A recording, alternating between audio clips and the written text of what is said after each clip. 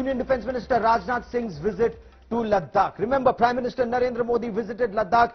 He said the era of expansionism is over. Now Rajnath Singh was not only boosting the morale of our boys in Ladakh, but he also sent out a very clear message.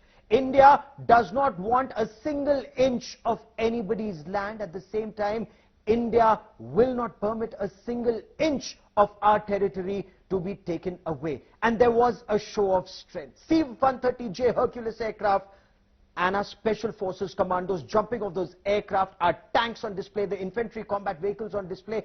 The message is very clear. The writing is on the wall, on the China wall. We will not cede an inch of our territory. Abhishek Bhalla with our top story tonight.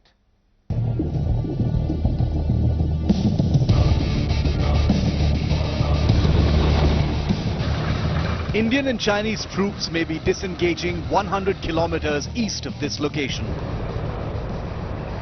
But that doesn't mean Indian forces aren't staying ready, flexing muscle and sending out a powerful signal to the other side. With Defence Minister Rajnath Singh in their midst, the Indian Army and Air Force put on a display of something very special in Ladakh today. The ability to conduct high-altitude warfare without limits. It started off with Special Forces paratroopers jumping out of Air Force Mi-17 helicopters. A mission to showcase rapid injection of troops into the combat zone. The paratroopers involved in the combat freefall are guided to a landing zone by troops called pathfinders on the ground. The troops on the ground were then seen receiving close air support from an aircraft that has become a familiar and formidable sight in Ladakh airspace. The AH-64E Apache attack helicopter.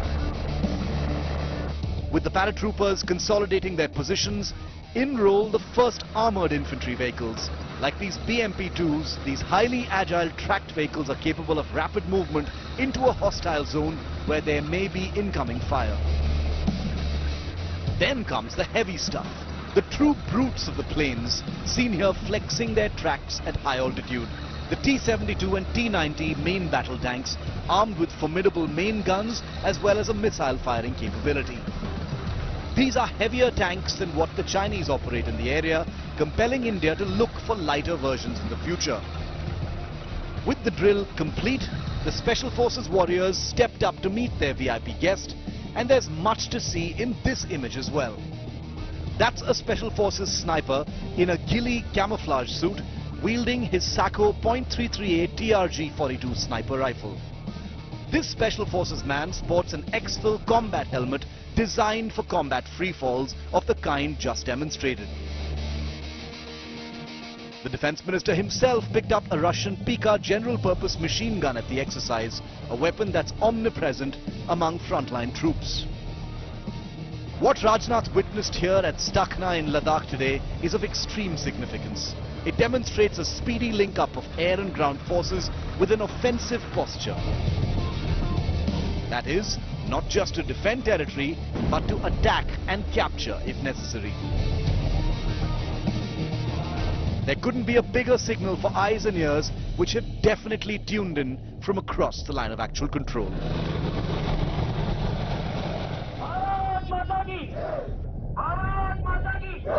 On display was the battle readiness of the Indian Armed Forces, and it involved coming together of the Indian Army's Special Forces, Indian Air Force assets as well as mechanized forces to make sure that they display a real battle scenario. These are the war games that the armed forces carry out frequently to be always ready for any challenges and swift operations at the line of actual control in case of a further military escalation by China. With camera person Satya in Leh, Abhishek Bhalla for India Today.